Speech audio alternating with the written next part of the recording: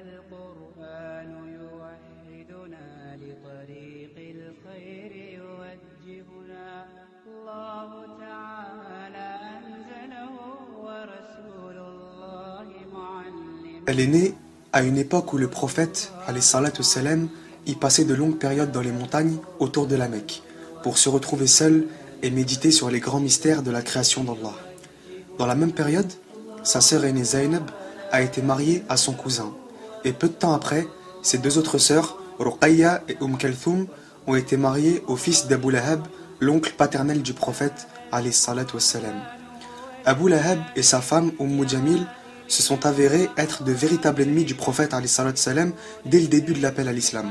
La petite Fatima, elle a vu ses sœurs quitter la maison l'une après l'autre pour vivre avec leur mari. Et bien sûr, elle était trop jeune pour comprendre le sens du mariage et les raisons pour lesquelles ses sœurs devaient quitter la maison. Elle les aimait beaucoup et elle était triste et solitaire quand elles sont parties. D'ailleurs, à ce moment-là, le silence et la tristesse ont envahi Fatima. Et elle ne parlait plus beaucoup. Pourtant, même après le mariage de ses sœurs, elle n'était pas seule dans la maison de ses parents. Il y avait Baraka, la servante d'Amina, la mère du prophète, alayhi salatu wassalam, qui avait été avec le prophète depuis sa naissance. Il y avait aussi Zayd ibn Haritha et Ali, le jeune fils d'Abu Talib, et tous ensemble, ils faisaient partie de la famille. Et ils habitaient la même maison, celle de Mohammed. Et bien sûr, il y avait aussi sa mère, la mère des croyants, Khadija. Fatima, elle a trouvé beaucoup de réconfort auprès de sa mère Khadija et auprès de la servante Baraka. Ali, qui avait environ 2 ans de plus qu'elle, il était en quelque sorte le frère et l'ami qui avait remplacé son propre frère El-Qasim qui était mort en bas âge. Son autre frère, Abdullah, connu comme le bon et le pur, qui est né après elle, lui aussi est mort dans son enfance. Fatima, elle était super sensible pour son âge, et quand elle avait 5 ans, elle a appris que son père était devenu Rasulullah, le messager de Dieu. La première tâche du prophète, alayhi salatu wassalam, c'était de transmettre les bonnes nouvelles de l'islam à sa famille et ses proches. Il devait adorer Dieu tout-puissant, l'unique, sans associé. À partir de ce moment, elle est devenue plus attachée à son père et elle a senti un amour profond et constant pour lui. Souvent, elle se promenait avec le prophète alayhi salatu wassalam dans les rues étroites de la Mecque.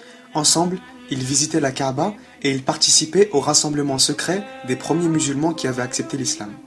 Un jour, alors qu'elle n'avait même pas 10 ans, elle a accompagné son père près de la Kaaba. Et le prophète alayhi salatu wassalam, il commence à prier.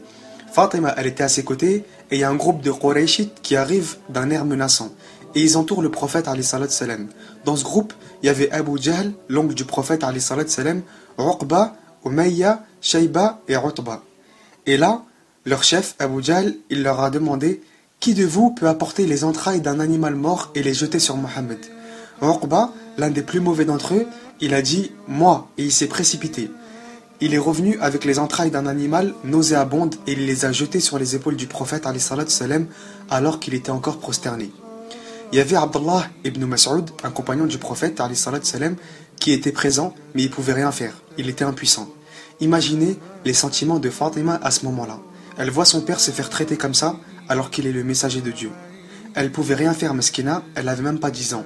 Alors, elle s'est approchée de son père et elle a enlevé la saleté qu'il avait sur les épaules. Ensuite, elle a regardé le groupe de Quraysh et elle les a incendiés avec des paroles tellement fortes qu'ils ne savaient même plus quoi faire. Le prophète alayhi salatu wassalam, il a leur relevé sa tête de la prosternation et a continué à faire la salette. Et il a dit « Oh Allah, punis les Quraysh ». Il a répété cette invocation 3 fois. Après, il a dit « Punis Utba, Uqba, Abu Jahl et Shayba ». Et ces mêmes personnes qu'il a citées, ils ont tous été tués quelques années plus tard pendant la bataille de Badr. Un autre jour, Fatima, elle est avec le prophète alayhi salatu wassalam qui faisait le tawaf autour de la Kaaba et il y a une foule de Qurayshites qui s'est rassemblée autour de lui. Ils l'ont attrapé et ils ont essayé de l'étrangler avec ses propres vêtements. Ils voulaient le tuer. Et Fatima, elle a crié à l'aide et là, il y a Abu Bakr qui se précipite et qui libère le prophète alayhi salatu wassalam en récitant la parole d'Allah « Ataqtuluna rajulan an yaqula rabbi Allah wa qad ja'akum bil bayyinati min rabbikum » Tuez-vous un homme parce qu'il dit « Mon Seigneur est Allah » alors qu'il est venu à vous avec des preuves évidentes de la part de votre Seigneur. Alors les gens, ils ont laissé le prophète alayhi salatu wassalam et ils se sont jetés sur Abu Bakr en le frappant jusqu'à le laisser par terre inconscient, saignant de la tête aux pieds. Toutes ces scènes d'opposition brutale, Fatima, elle les a vécues et elle n'est pas restée dans son coin. Elle s'est pas cachée mais au contraire, elle a rejoint son père dans la lutte pour la défense de l'islam. C'était encore une jeune fille et au lieu de jouer à la balançoire et aux poupées, elle assiste à des scènes violentes de persécution. Bien sûr, c'était pas la seule à souffrir. L'ensemble de la famille du prophète alayhi salam a souffert de la violence des Qurayshites. Imagine ses sœurs, Ruqayya et Kalthoum, elles étaient mariées au fils d'Abu Lahab, l'ennemi numéro 1 du prophète alayhi salam. Et bien sûr, elles ont été répudiées par leur mari pour la grande joie du prophète alayhi salam. Ils ont tous souhaité que leur sœur aînée Zaynab, elle aussi, elle soit répudiée par son mari. Et en fait, les Qurayshites, ils ont mis la pression au mari de Zaynab pour qu'il la répudie, mais ça n'a pas marché. Alors ils lui ont dit, on va te donner la plus belle et la plus riche des femmes si tu divorces Zaynab. Et regarde ce qu'il leur a dit, subhanallah. Il leur a dit, j'aime ma femme profondément et passionnément. Et j'ai une grande estime pour son père, même si je n'ai pas embrassé sa religion. Ruqayya et Kalthoum, elles étaient heureuses d'être de retour à la maison. Et surtout, elles étaient heureuses de se débarrasser de Jamil, leur belle-mère. Tu m'étonnes, c'était une vraie vipère, un être humain avec une langue de serpent. Dès qu'elle parle, elle pique. Et peu de temps après, Ruqayya, elle s'est remariée au jeune et timide Uthman ibn Affan, qui a été parmi les premiers à avoir accepté l'islam. Tous les deux, ils sont partis et ils ont quitté la Mecque pour l'Abyssinie à cause des persécutions que subissaient les musulmans. Ensuite, les persécutions, elles ont augmenté, et le prophète alayhi salam et sa famille, ils étaient obligés de partir, et ils sont partis aux alentours de la Mecque, dans les montagnes, pendant des mois, avec très peu de nourriture, et c'était une période super difficile. Le seul répit qu'ils avaient, c'était pendant le Hajj. Et cette situation-là, elle a duré 3 ans. Suite à ces difficultés, Khadija, elle a perdu la vie. Le prophète alayhi salam et sa famille avaient alors perdu l'une des plus grandes sources de réconfort et de force qu'ils avaient.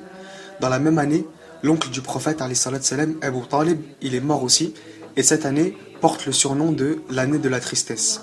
Fatima, elle était maintenant devenue une jeune femme, et bien sûr, elle était très touchée par la mort de sa mère. Elle pleurait tellement qu'elle a eu des problèmes de santé à cause de son chagrin.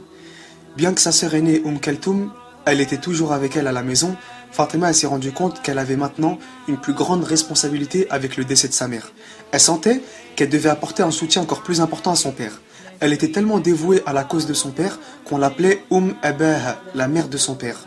Le prophète alayhi salam, il avait un amour particulier pour Fatima.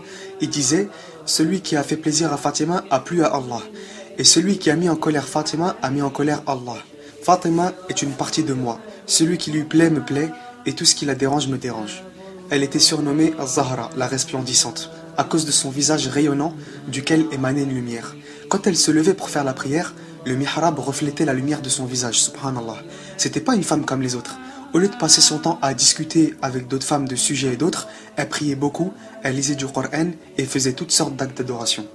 Aïcha, l'épouse du prophète alayhi salam, elle disait d'elle, je n'ai pas vu une créature de Dieu ressemblant plus au messager de Dieu dans le langage, la conversation et la manière de s'asseoir que Fatima. Quand le prophète alayhi salam, il la voyait venir vers lui, il se levait en allant vers elle, il l'embrassait, la prenait par la main et il l'asseyait juste à côté de lui. Et elle faisait exactement la même chose avec lui. Elle avait beaucoup d'affection pour les pauvres et les nécessiteux, et d'ailleurs, elle donnait souvent toute la nourriture qu'elle avait à ceux qui en avaient besoin, même si elle-même, elle avait encore faim. Elle n'avait pas d'attachement pour les choses de ce bas monde, ni pour le luxe, ni pour le confort de la vie. C'était une femme qui a hérité de son père une éloquence et une sagesse dans la parole. Quand elle parlait, les gens, ils étaient souvent émus jusqu'à verser des larmes. À Médine, Fatima, elle a vécu avec son père dans la très modeste maison construite à côté de la mosquée. Dans la 2e année après l'hégire, elle a reçu des propositions de mariage par son père, mais elle les a refusées. Après, il y a Ali, le fils d'Abu Talib, il s'est rendu auprès du prophète alayhi salam pour lui demander la main de Fatima. Mais une fois qu'il était avec le prophète alayhi salam, il était en panique et il pouvait plus parler. Alors Ali, il regardait le sol et il pouvait rien dire. Et le prophète alayhi salam, il lui demande, pourquoi est-ce que tu viens? T'as besoin de quelque chose? Et Ali, il dit toujours rien. Alors le prophète alayhi salam, il lui dit, peut-être que tu viens demander Fatima en mariage. Et là Ali, il a dit oui. Et le prophète alayhi salam, il a dit simplement Ahlan wa marhaban, bienvenue dans la famille. Après, le prophète alayhi salam, il lui dit, qu'est-ce que t'as que tu peux donner comme dot? Et Ali, il lui dit qu'il avait rien. Alors le prophète alayhi salam, il lui a rappelé qu'il avait un bouclier qu'il pouvait vendre. Alors Ali, il a vendu le bouclier à Uthman pour 400 dirhams. Et il se dépêche pour aller rejoindre le prophète alayhi salam. Et là, Uthman, il l'arrête et il lui dit, tiens, je t'offre un cadeau pour ton mariage avec Fatima. Et il lui offre le bouclier qu'il venait de lui vendre.